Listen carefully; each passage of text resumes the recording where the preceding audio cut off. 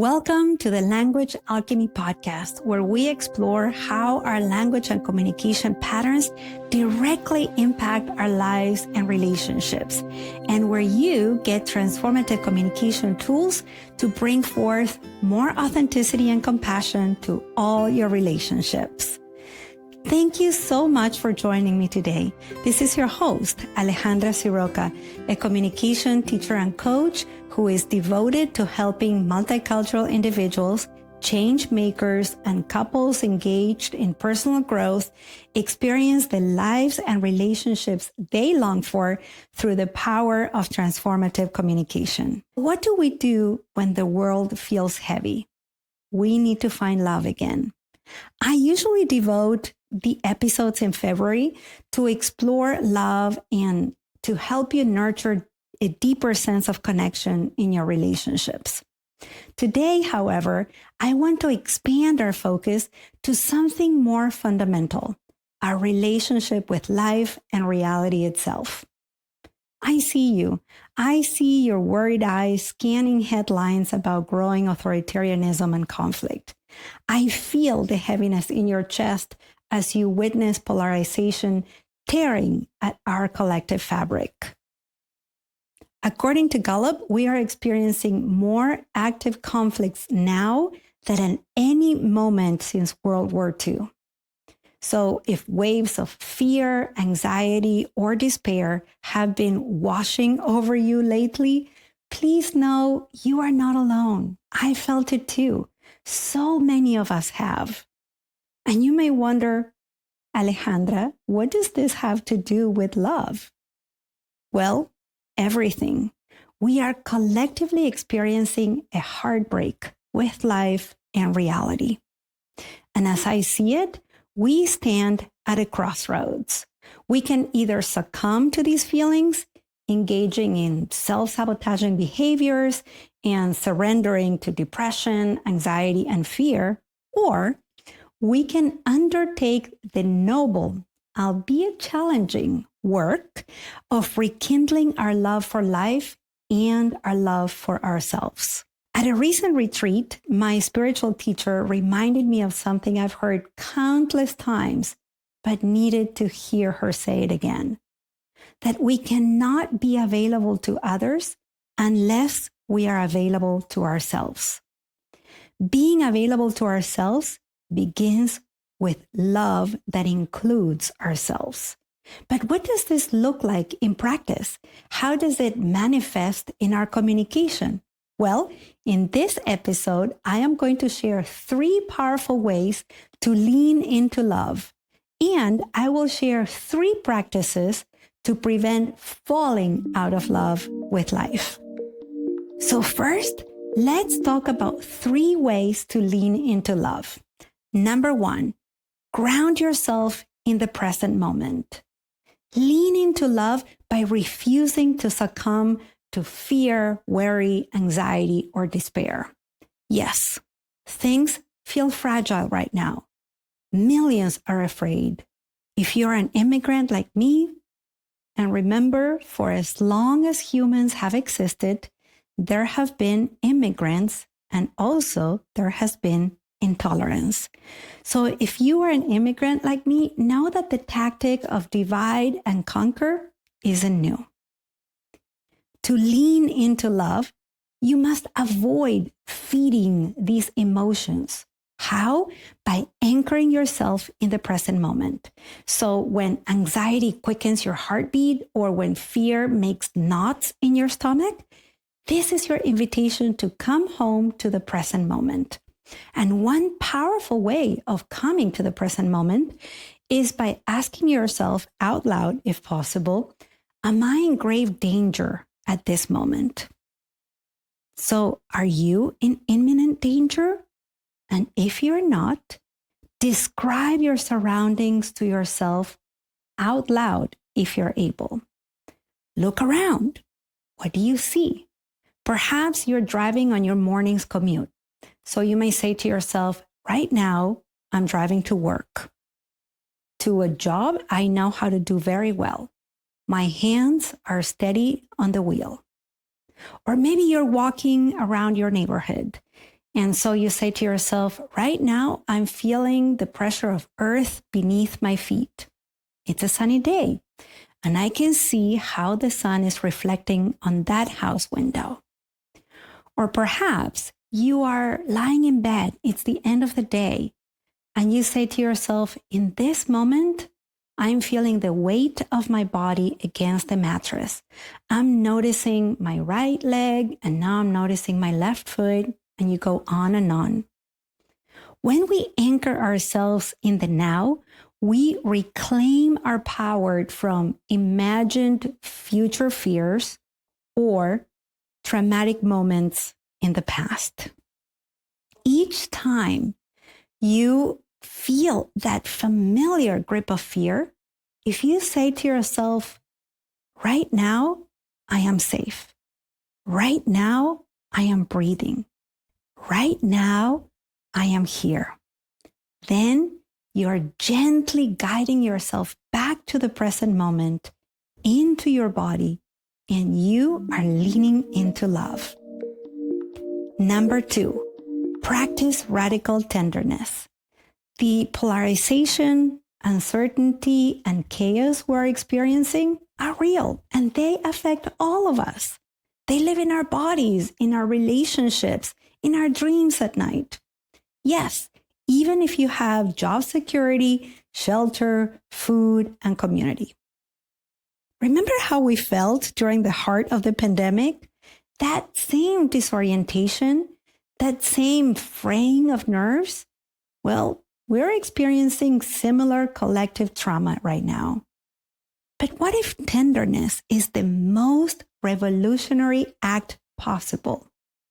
When your partner snaps over something small, when your colleague seems suddenly distant, when you find yourself irritated by the smallest things, then you can recognize these as symptoms of our shared experience. During these sensitive moments in our shared reality, we must be extraordinarily tender with ourselves and with others. So what can you do?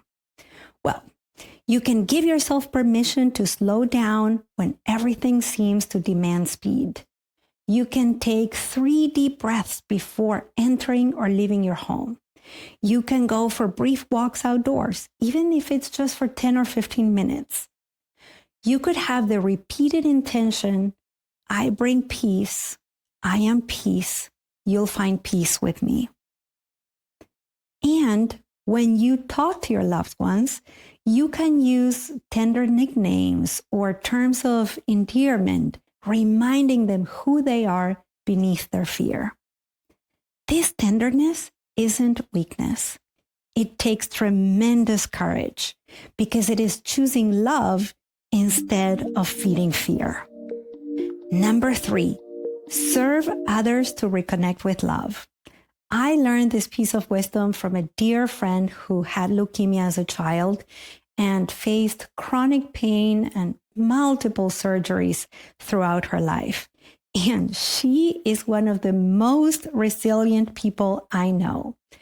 Whenever she feels herself potentially slipping into helplessness, one of the things she does is to find someone else to help.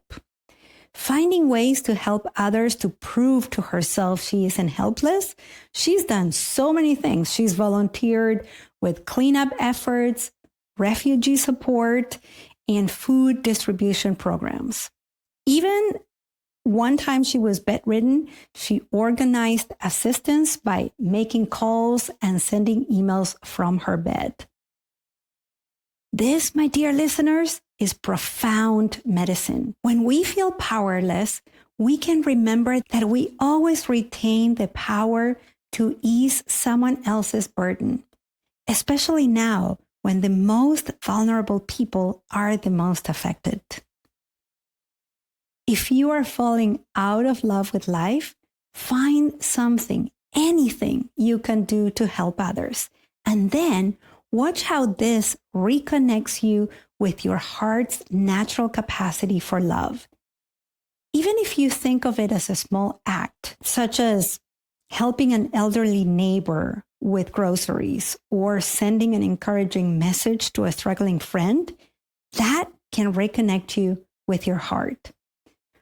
Or perhaps for you, it is volunteering your skills to a cause that moves you. Whenever we serve others, we remember who we truly are. And now let's talk about 3 ways to avoid falling out of love with life. Number 1, express your feelings in safe spaces. Don't isolate yourself when you experience intense feelings. Seek out people who can truly listen without judgment, unsolicited advice, or minimization of your experience. Take a moment right now and think about 2 or maybe 3 people in your life who can hold space for your unfiltered feelings, who can sit with you without rushing to fix, to minimize, or to judge.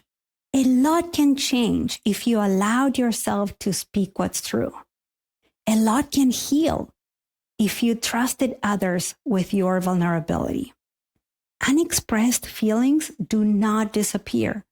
They transform into physical tension, sleepless nights, and disconnection from our beloveds. Your feelings deserve to be heard, to be witnessed. Your truth deserves to be spoken. And if you don't have such people, then I invite you to join communities dedicated to conscious communication. In my monthly language alchemy class at the SF Dharma Collective, we create a container where every voice matters, in which saying, I'm scared, I'm angry, I don't know, are all welcomed as honored guests. You can check out the monthly hybrid class at the SF Dharma Collective, where people gather in person in San Francisco and online from everywhere in the world. I will add the link in the show notes. Do what you can to join spaces like this, where your feelings can be held with respect, care, and kindness. Number 2, establish a gratitude practice. Our brains are wired to spot danger, lack, and loss. And this served us well when there were predators lurking behind every tree.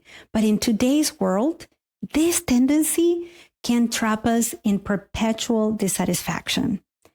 Gratitude is not just a nice sentiment, it's neurological alchemy. My husband Matthew and I have this alchemical practice daily.